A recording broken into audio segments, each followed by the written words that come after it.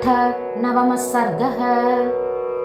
तस्यालयवरिष्ठस्य मध्ये विपुलमायतं ददर्श भवनश्रेष्ठं हनुमान् मारुतात्मजः। अर्धयोजनविस्तीर्णम् आयतं योजनं हि तत् भवनं राक्षसेन्द्रस्य बहुप्रासादसङ्कुलम्। मार्गमाणस्तु वैदेहीं सीतामायतलोचनां सर्वतः परिचक्राम हनुमानरिसूदनः। उत्तमं राक्षसावासं हनुमानवलोकयन् आससादाथ लक्ष्मीवान् राक्षसेन्द्रनिवेशनम्। चतुर्विषाणैर्द्विरदैः त्रिविषाणैस्तथैव च परिक्षिप्तमसम्बाधं रक्ष्यमाणमुदायुधैः। राक्षसीभिश्च पत्नीभिः रावणस्य निवेशनम् आहृताभिश्च विक्रम्य राजकन्याभिरावृतम्। तन्नक्रमकराकीर्णं तिमिङ्गिलझषाकुलं वायुवेगसमाधूतं पन्नगैरिव सागरम्। या हि वैश्रवणे लक्ष्मीः या चेन्द्रे हरिवाहने सा रावणगृहे सर्वाः नित्यमेवानपायिनी। या च राज्ञः कुबेरस्य यमस्य वरुणस्य च तादृशी तद्विशिष्टा वा वृद्धि रक्षो गृहेष्विह। तस्य हन्यस्य मध्यस्थं वेश्मचान्यत् सुनिर्मितं बहुनिर्यूहसङ्कीर्णं ददर्श पवनात्मजः। ब्रह्मणोऽर्थे कृतं दिव्यं दिवि यद्विश्वकर्मणा विमानं पुष्पकं नाम सर्वरत्नविभूषितम्। वरेण तपसा लेभे यत्कुबेरः पितामहात् कुबेरमोजसा जित्वा लेभे तद्राक्षसेश्वरः। ईहामृगसमायुक्तैः कार्तस्वरविभूषितैः सुकृतैराचितं स्तम्भैः प्रदीप्तमिव च श्रिया। मेरुमन्दरसङ्काशैः आलिखद्भिरिवाम्बरम् कूटागारैः शुभाकारैः सर्वतः समलङ्कृतम्। ज्वलनार्कप्रतीकाशं सुकृतं विश्वकर्मणा हेमसोपानसंयुक्तं चारुप्रवरवेदिकम्। जालवातायनैर्युक्तं काञ्चनैस्फाटिकैरपि इन्द्रनीलमहानील मणिप्रवरवेदिकम्। विद्रुमेण विचित्रेण मणिभिश्च महाधनैः निस्तुलाभिश्च मुक्ताभिः तलेनाभिविराजितम्। चन्दनेन च रक्तेन तपनीयनिभेन च सुपुण्यगन्धिना युक्तम् आदित्यतरुणोपमम्। कूटागारैर्वराकारैः विविधैः समलङ्कृतं विमानं पुष्पकं दिव्यम् आरुरोह महाकपिः। तत्रस्थः स तदा गन्धं पानभक्ष्यान्नसम्भवम्। दिव्यं सम्मूर्च्छितं जिघ्रन् रूपवन्तमिवानिलं सगन्धस्तं महासत्त्वं बन्धुर्बन्धुमिवोत्तमम्। ईतये हीत्युवाचेव तत्र यत्र स रावणः ततस्तां प्रस्थितः शालां ददर्श महतीं शुभां। रावणस्य मनः कान्तां कान्तामिव वरस्त्रियं मणिसोपानविकृतां हेमजालविराजितां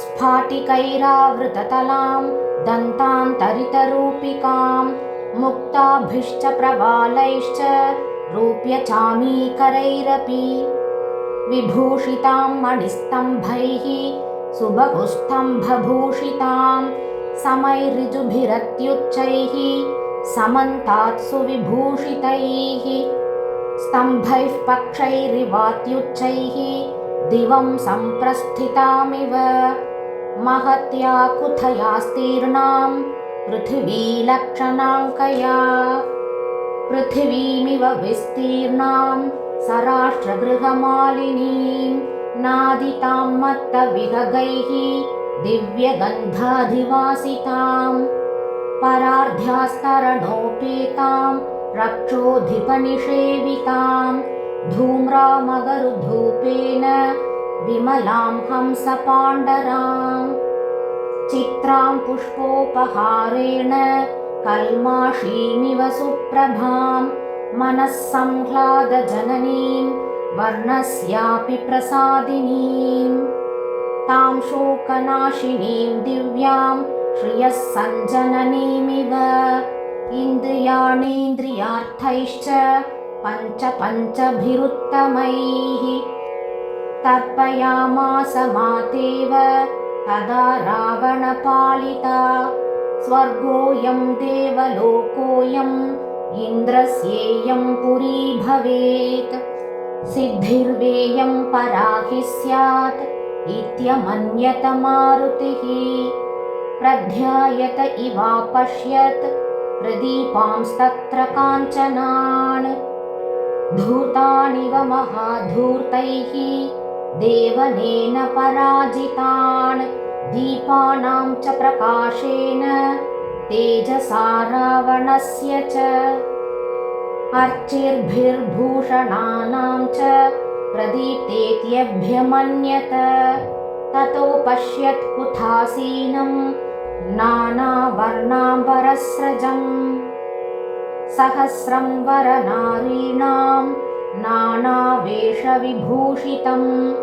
परिवृत्तेर्धरात्रे तु पाननिद्रावशं गतं क्रीडित्वोपरतं रात्रौ प्रसुप्तं बलवत्तदा तत्प्रसुप्तं विरुरुचे निःशब्दान्तरभूषणम् निःशब्दहंसभ्रमरं यथा पद्मवनं महत् तासां संवृतदन्तानि मीलिताक्षीणि मारुतिः अपश्यत् पद्मगन्धीनि वदनानि सुयोषितां प्रबुद्धानीव पद्मानि तासां भूत्वा क्षपाक्षये पुनः संवृतपत्राणि रात्राविव बभुस्तदा इमानि मुखपद्मानि नियतं मत्तषट्पदाः अम्बुजानीव फुल्लानि प्रार्थयन्ति पुनः पुनः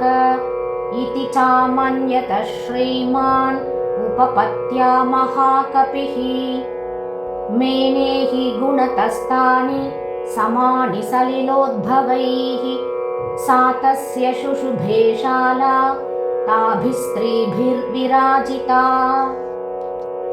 शारदीव प्रसन्नाद्यौः ताराभिरभिशोभिता स च ताभिः परिवृतः शुशुभे राक्षसाधिपः यथा ह्युडुपतिः श्रीमान् ताराभिरभिसंवृतः याश्यवन्ते बरात्ताराः पुण्यशेषसमावृताः इमास्ताः सङ्गताः कृत्स्नाः इति मेने हरिस्तदा ताराणामिव सुव्यक्तं महतीनां शुभार्चिषां प्रभावर्णप्रसादाश्च विरेजुस्तत्र योषितां व्यावृत्तकचपीनस्रक् प्रकीर्णवरभूषणाः पानव्यायामकालेषु निद्रापहृतचेतसः व्यावृत्ततिलकाः काश्चिदुद्भ्रान्तनूपुराः पार्श्वे गलितहाराश्च काश्चित् परमयोषितः मुक्ताहारावृताश्चान्याः काश्चिद्विस्रस्तवाससः व्याविद्धरशनादामाः किशोर्य इव वाहिताः सुकुण्डलधराश्चान्याः विच्छिन्नमृदितस्रजः गजेन्द्रमृदिताः फुल्लाः लता इव महावने चन्द्रांशुकिरणाभाश्च हाराः कासाञ्चिदुत्कटाः हंसा इव बभुः सुप्ताः स्तनमध्येषु योषिताम् अपरासां च वैदूर्याः कादम्बा इव पक्षिणः हेमसूत्राणि चान्यासां चक्रवाका इवाभवन् हंसकारण्डवाकीर्णाः चक्रवाकोपशोभिताः आपगा इव तारेजुः जघनैः पुलिनैरिव किङ्किणीजालसङ्कोषाः ताहेम विपुलाम्बुजाः भावग्राहाय शस्तीराः सुप्ता नद्य इवा बभुः मृदुष्वङ्गेषु कासाञ्चित् कुचाग्रेषु च संस्थिताः बभूवुर्भूषणानीव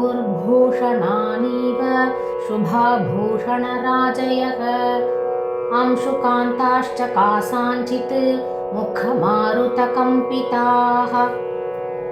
उपर्युपरि वक्त्राणां व्याधूयन्ते पुनः पुनः ताः पताका इवोद्धूताः पत्नीनां रुचिरप्रभाः नानावर्णाः सुवर्णानां वक्त्रमूलेषु रेजिरे ववल्गुश्चात्र कासाञ्चित् कुण्डलानि शुभार्चिषाम् मुखमारुतसम्पर्कात् मन्दं मन्दं सुयोषितां शर्करासवगन्धैश्च प्रकृत्यासुरभिः सुखः तासां वदननिःश्वासः सिषेवे रावणं तदा रावणाननशङ्काश्च काश्चिद्रावणयोषितः मुखानि स्म सपत्नीनाम् उपाजिघ्रन् पुनः पुनः अत्यर्थं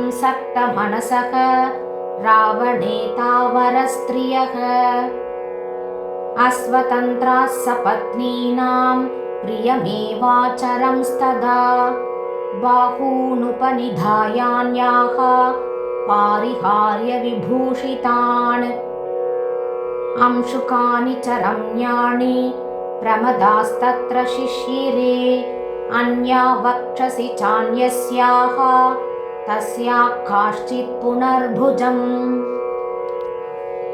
अपरा त्वङ्कमन्यस्याः तस्याश्चाप्यपरा भुजौ ऊरुपार्श्वकटीपृष्ठम् अन्योन्यस्य समाश्रिताः परस्परनिविष्टाङ्ग्यः मदस्नेहवशानुगाः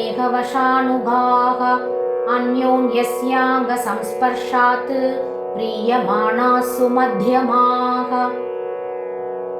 एकीकृतभुजाः सर्वाः सुषुपुस्तत्र योषितः अन्योन्यभुजसूत्रेण श्रीमाला ग्रथिता हि सा मालेव ग्रथिता सूत्रे शुशुभे मत्तषट्पदा लतानां माधवे मासि फुल्लानां वायुसेवनात् अन्योन्यमाला ग्रथितं संसक्तकुसुमोच्चयं व्यतिवेष्टितसुस्कन्धम् अन्योन्यभ्रमराकुलम् आसीद्वनमिवोद्धूतं स्त्रीवनं रावणस्य तत् उचितेष्वपि सुव्यक्तं न तासां योषितां तदा विवेकः शक्य आधातुं भूषणाङ्गाम्बरस्रजां रावणे सुखसंविष्टे तास्त्रियो विविधप्रभाः ज्वलन्तः काञ्चनादीपाः प्रैक्षन्ता निमिषा इव राजर्षिपितृदैत्यानां गन्धर्वाणां च योषितः राक्षसानां च याः कन्याः तस्य कामवशं गताः युद्धकामेन ताः सर्वाः रावणेन हृतास्त्रियः समदामदनेनैव मोहिताः काश्चिदागताः न तत्र काश्चित् प्रमदाः प्रसह्य वीर्योपपन्नेन गुणेन लब्धाः न चान्यकामापि न चान्यपूर्वा विना वरार्हां जनकात्मजां ताम् न चाकुलीना च न हीनरूपा न दक्षिणानानुपचारयुक्ता भार्या भवत्तस्य न हीनसत्त्वा न चापि कान्तस्य न कामनीया बभूव बुद्धिस्तु हरीश्वरस्य यदीदृशी राघवधर्मपत्नी इमा यथा राक्षसराजभार्याः सुजातमस्येति हि साधुबुद्धेः पुनश्च सोचिन्तयदार्थरूपः ध्रुवं विशिष्टा गुणतो हि सीता अथायमस्यां कृतवान् महात्मा लङ्केश्वरः कष्टमनार्यकर्म इति श्रीमद् रामायणे सुन्दरकाण्डे 9मः सर्गः।